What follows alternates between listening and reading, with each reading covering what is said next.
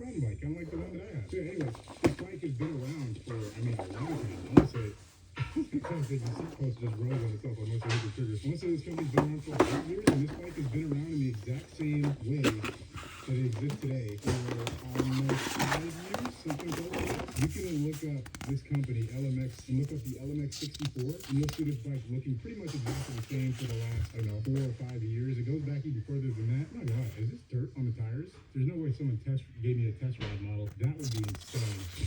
That'd be super disappointing, but I don't think that's the case. We'll find out if there's a odometer that shows how many miles are on the bike. It's brand new though, so I doubt that's the case. They're really just sitting around. So this bike was $7,500, which I think is extremely expensive, but there's nothing else quite like it. There's kind of some bikes like it. There's the Unicycles X2, which is significantly less expensive, but also less powerful, and it has more of a trail geometry. I was really like this one. I really like the way the geometry is. I really want to travel. I really want to travel. Get out of the stock. Let's go do that and get everything up first. We got a, I don't know what this is. This is some type of proprietary USB cable they got. Interesting. We got a big old battery. This is like the, this is the funkiest, ugliest battery. It's like a straight up Chinese e-bike style battery, but you know, whatever. Definitely not the most elegant looking solution, but it doesn't matter. As you guys know, I prefer function over form anyway, to an extent at least. What do we got in here? On keys. We have our manual, which is entirely in French.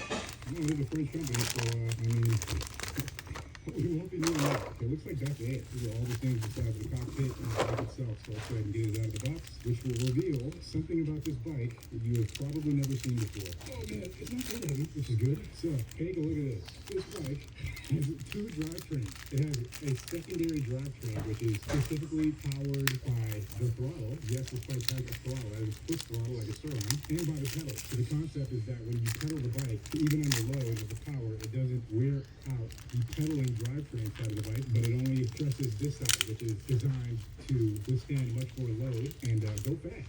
So this is something that I've never seen in person, and it's very impressive looking. So that's kind of what the high price tag is for. You also get decent suspension, rock shocks.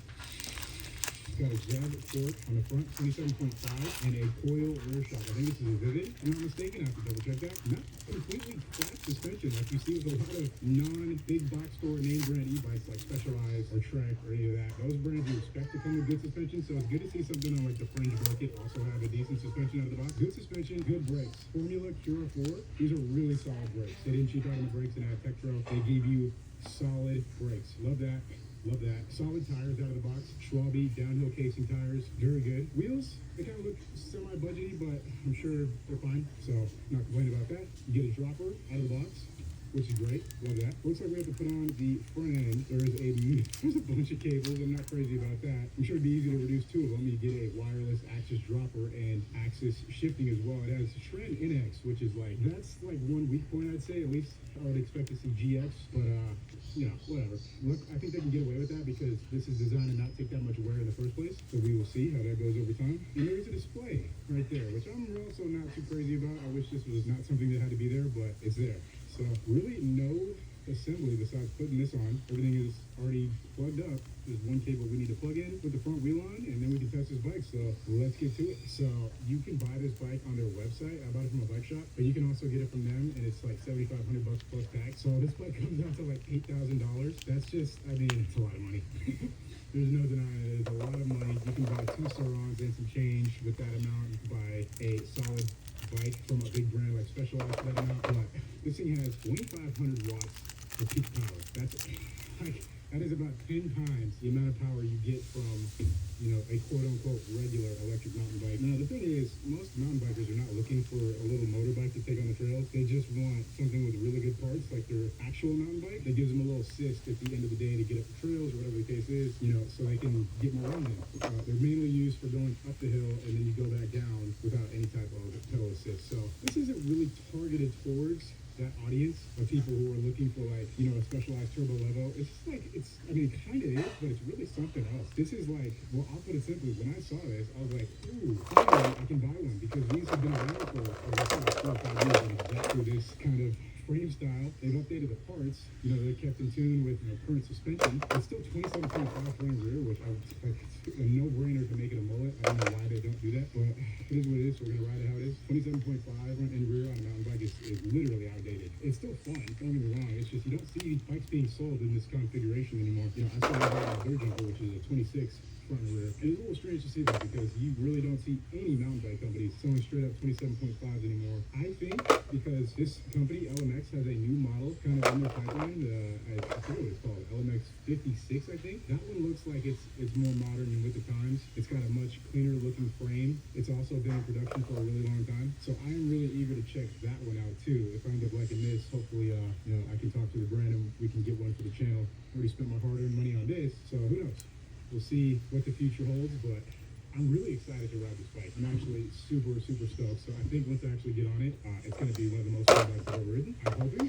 But we'll see. Yeah, these bikes started as like a DIY project on this forum called Spear, which I'm kind of familiar with. It's full of like people who make crazy e-bike inventions, just wild, ridiculous things, all DIY stuff. So this bike kind of came as a DIY project. I gotta say, if I was going to build something, it would end up being something like this. A dual-purpose mountain bike. You guys know I'm always saying, oh, if only the Strong was lighter. This is kind of the closest we're going to get for the time being. It's also why it's really expensive still, but it is also why I pumped down my own hard-earned cash to get one to check out. Super easy installation though. We love that. It's nice to work with a regular bike that's not hard to pick up. SRAM axle. Yeah, it's definitely all legit SRAM stuff. I'm sure it wouldn't be hard to upgrade this to a 29er if I wanted to. It would require buying another core. Kind of suck, but I don't think it'd actually be difficult to do. If this geometry frame was designed, like I said, it's a 5-year-old design, so I'm sure the entire bike was kind of designed around being on 27.5, but maybe it'll make it work. Man, I think this is it. That's all the installation necessary. Let's see. Pedals. Let's get this thing into the sun, see how it looks. Bike itself is, I mean, the battery's not in. Not super heavy right now. This feels about the same weight as my new Cruise, maybe like 10 pounds more. Okay, so that's not the same weight, but it's not like ridiculously heavier. It looks good, right?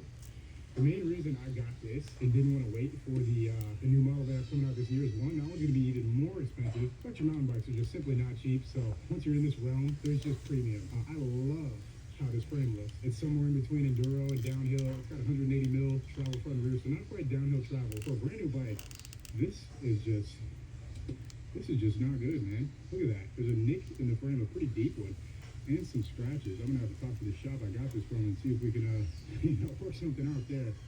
That kind of sucks. The first person I see. I mean, these bikes, it's impossible.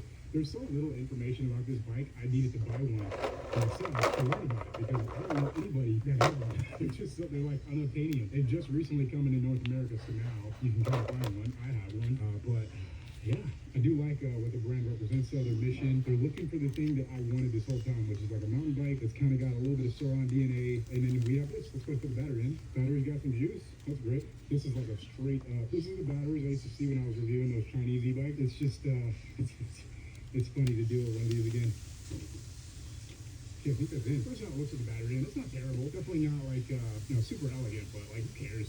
Honestly, we're gonna slap these pedals on and we're gonna give it a test ride. And also, pretty nice that the bike comes with pedals. A lot of premium